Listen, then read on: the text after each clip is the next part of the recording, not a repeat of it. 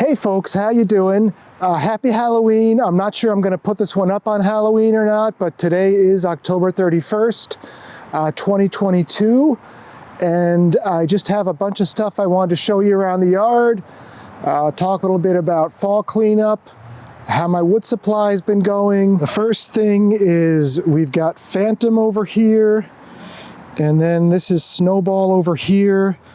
I started feeding them probably 3 months ago, and they've kind of adopted me, and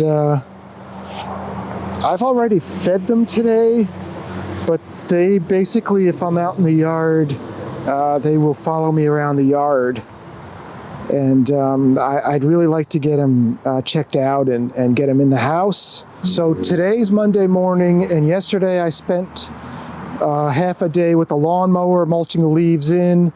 And then on Saturday, I spent half a day with my my backpack blower here, blowing the leaves out of the beds and onto the lawn.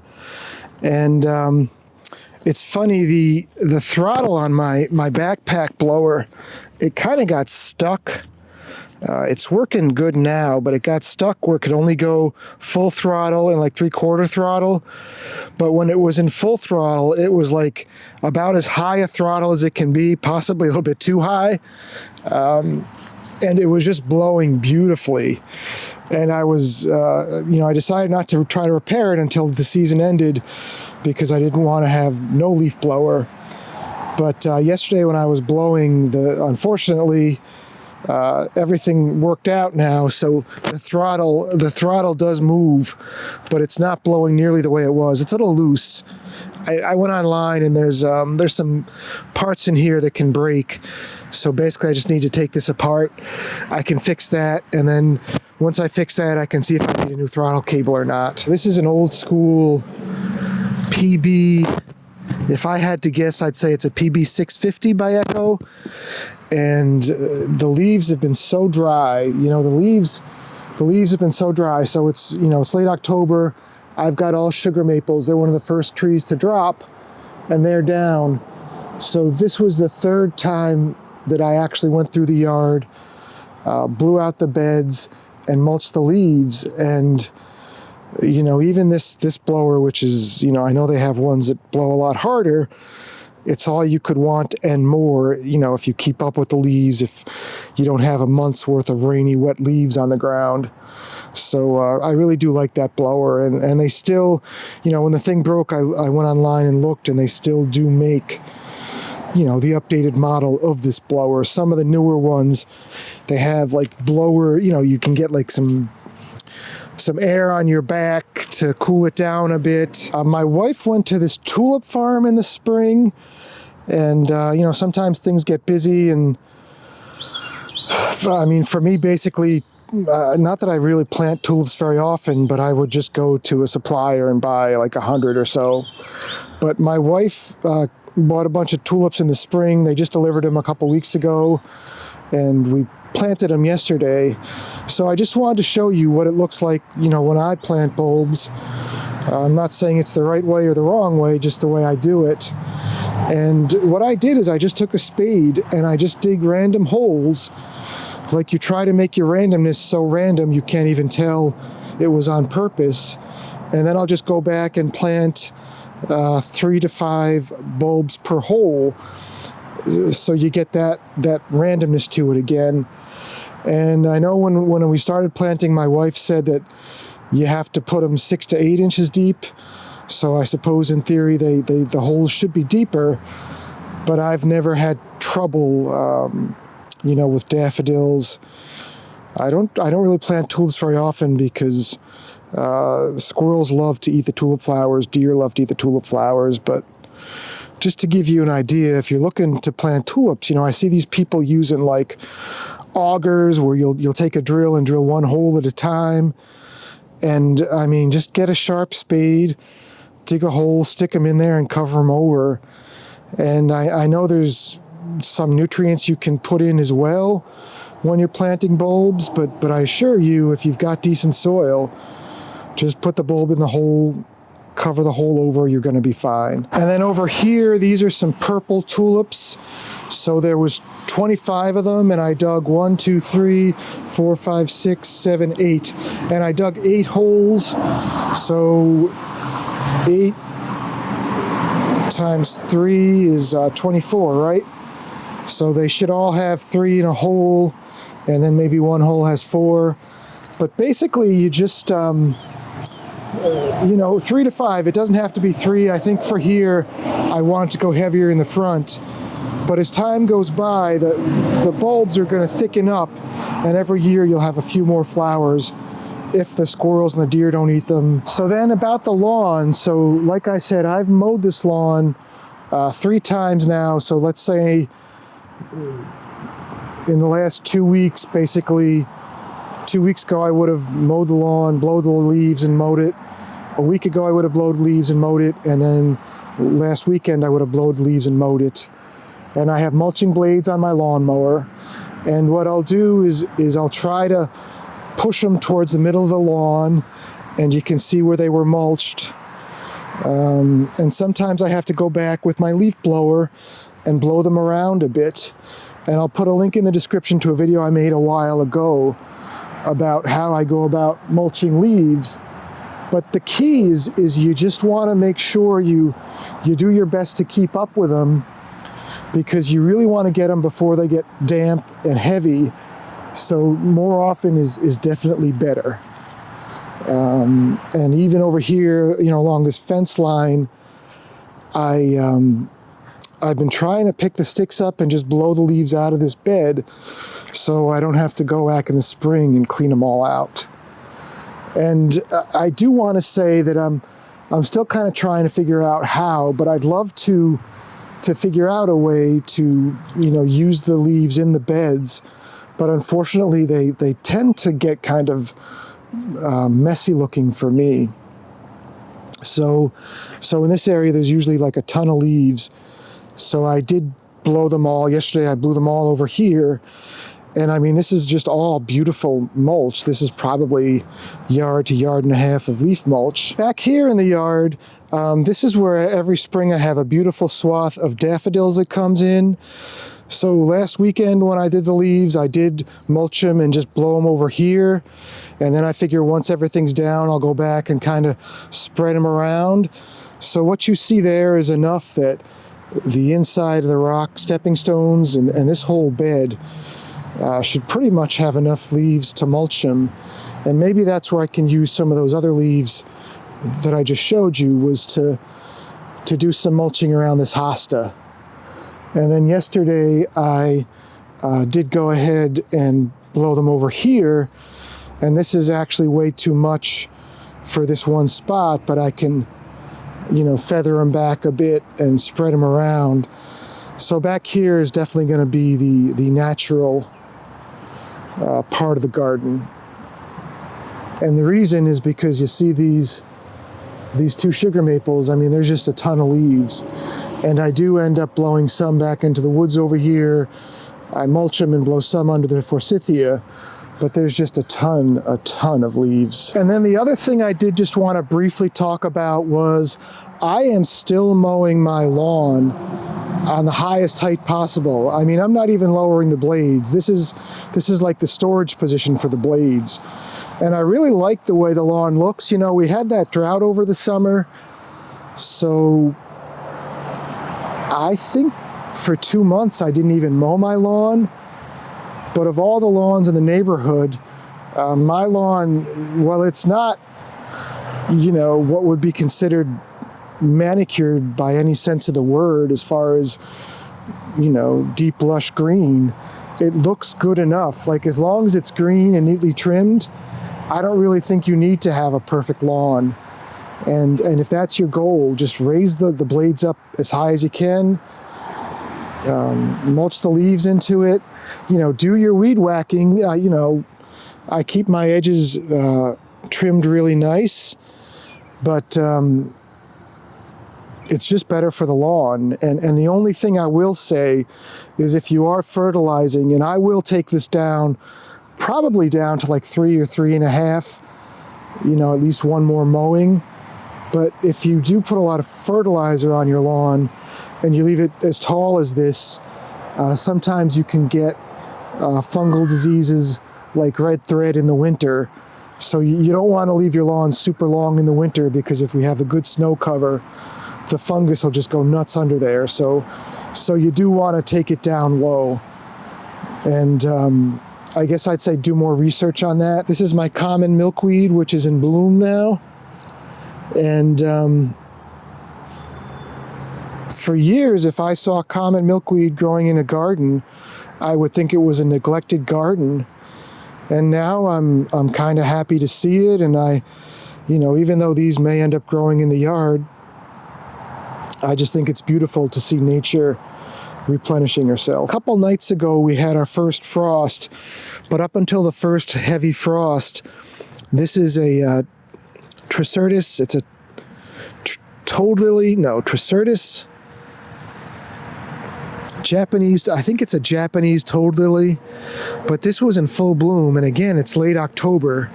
So if you're looking for a late October interest, look at Tricyrtis. I'll put the name on the screen somewhere.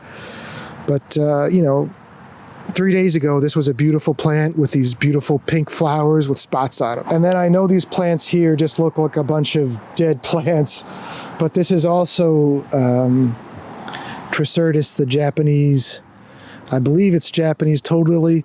I put these in last year, and this is a fairly shady spot of the yard. And again, up until like a week ago, these would have been just full bloom. It's one of those plants you have to be walking right next to kind of notice. And I'll be honest, I don't really walk on this side of the yard very often, but it was definitely out here adding some interest in a pretty shady spot. And you can see the Lenten rose I've got back here are nice and healthy. So those are going to have some beautiful flowers come springtime. I did just want to take a minute and show you folks the Stewartia pseudocamellia. It's been shedding bark. The bark has been coming off in these big, pieces here. I mean, there was one that was like a foot long, but I just think it's really cool. It's just, it's the tree that keeps on giving. And, you've got the camellia blooms in June, you've got the exfoliating bark, and sometimes it'll have a pretty nice fall color too, although this might not be the year for that. I had a lot of pruning I wanted to do and I wanted to put on video, but I just never got around to it. So once the weather gets a little colder, I will come through and prune these boxwoods back here.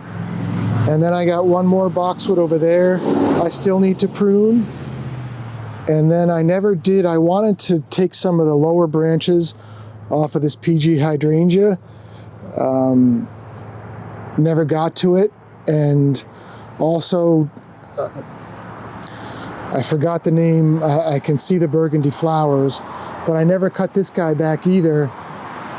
So what I might end up doing is actually just cutting it a little bit just to keep it off, maybe just a touch, let it bloom, and then after it blooms I can come back and prune it better. I know I'm going to be out in these gardens, and I know I never got to pruning this boxwood, which isn't that bad.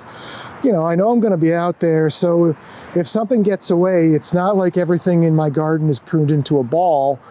So if I don't get to it, I don't get to it, and I just get to it the next round or over the winter. And if it's overgrown, early spring, I can just cut it back to the ground, like this Itea.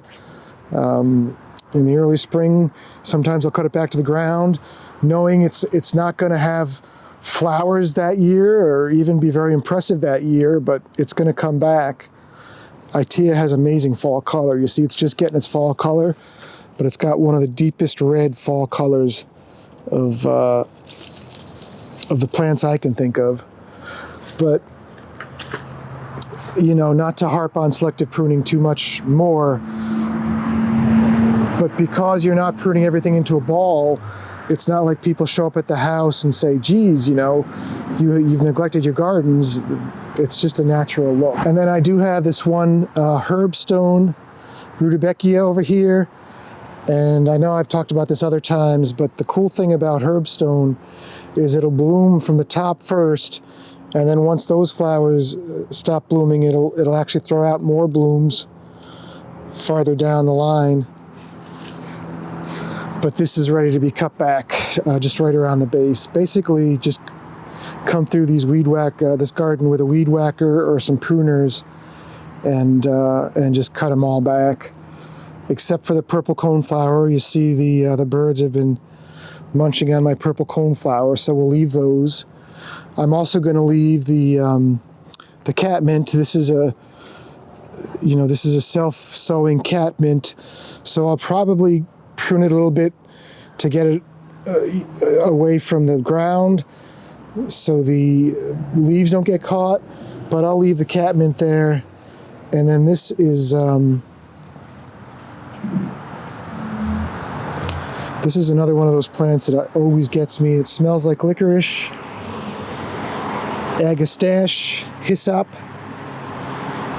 and I may leave this one too, which may end up giving me a lot of self-seeding, but the agastache, I just feel like some of the smaller birds might want to eat those. And then this catmint as well.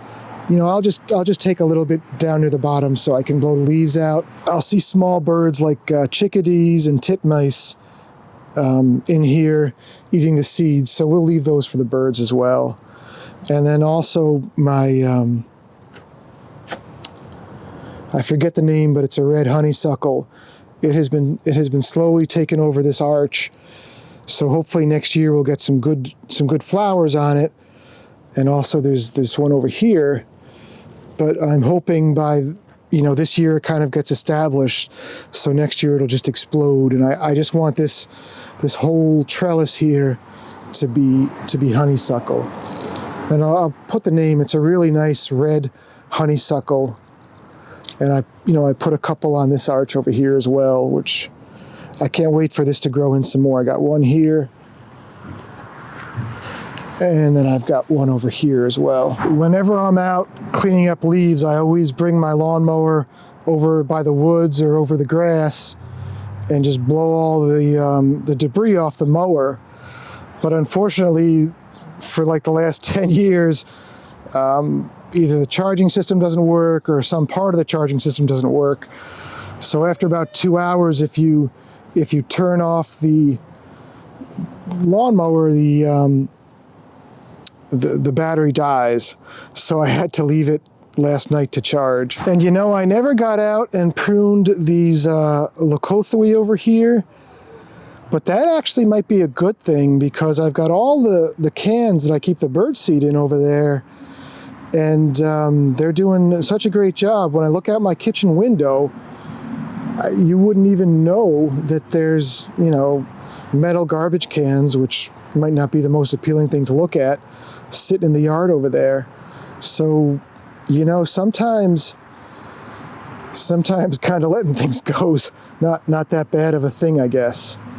And also I've got my mulch in the pathway here, so hopefully this is cedar bark mulch, so hopefully this won't turn into just a muddy mess over the winter. But I had 2 extra bags, which I've been trying to figure out what to do with. And I think I'm just going to bring them out and thicken the mulch up here a little bit, so I'm not walking through a mud pit every time I come out to feed the birds in the winter. What I did with all my potted plants is I just tossed them this year. You can see I got all the pots over here, and I'm going to start fresh next year. The only thing I saved was some caladium I had purchased. I dug them up, but everything else I just let go because it's a ton of work to keep things going through the winter. And my elephant ears were massive, and also we need to put a new carpet in the room where I was keeping all this stuff last year, and the thought of struggling with all these plants kind of bothered me. So I just kind of had a day where I just decided to to let them go, and I don't have regrets on it. I mean, I wish I had a small greenhouse or something, but we'll plant stuff next year, and I saved all the pots, and maybe we'll do something different. But I just, sometimes I just get tired of tripping on stuff in the house and in the yard. And the other thing about this area is, little by little, I've been dumping all my debris here, and you can see how big the pile is. So when I get the dingo also needs some repairs. When I get the dingo back up and running, or the bobcat, what I want to do is just consolidate all this, just let it sit there for a year or two and compost, and then I can use this as a source of soil for the yard. And I left all these leaves on top of this pile on purpose, because by leaving the leaves, you kind of keep the temperature a little bit warmer over the winters, and the earthworms stay more active, and it stays moister as well. So I'll usually leave the leaves on top of my compost piles. So then I did just want to mention with my firewood supply that the pile on the left here with the tarp, that is all ash and wood that's ready to burn. It's been sitting for 2 to 3 months tops, but when I was picking the wood out, anything that was standing dead wood, I separated here. So for the last week, I have been building a small fire in the morning and some nights, and this wood is burning beautifully. And then what I've got over there is wood that's not going to be ready till next winter. Let's face the truth there. And then I did have one viewer offer that their husband is an arborist, and offer to bring me a load of wood. And I have some other things in the works. So I'm trying to kind of get to that point where I have too much wood and have to sell some, as opposed to having not enough wood. But the key right now is just to try to find some really dry stuff, because I figure what I've got in this holes housing on the left with the tarp is probably going to make it till like the second week of December, if I had to guess. And after that, we'll just have to go back to oil, because there's no way I should be burning that pile over there yet. I did find some more ash that was standing dead wood, so as long as I cut this stuff up and cover it, this will definitely be ready to burn by the second week of December, when I run out of wood. So this might give me another couple weeks of heat for the house, depending on the weather. And then finally, I did lose 2. These are green giant arborvitae. So, the drought of the summer, I did lose 2. I was away for a week over the summer, and by the time I got back and realized they were going, I watered them, but they didn't quite make it back. So those were the only losses from the drought over the summer. This inkberry holly has been in decline for years. I really just need to rip it out. I'm thinking of buying some umbrella pines, like doing a triangle of umbrella pines in here. They seem to do okay in a little bit of shade, and then I could probably just move these 2 green giants over there to replace those 2.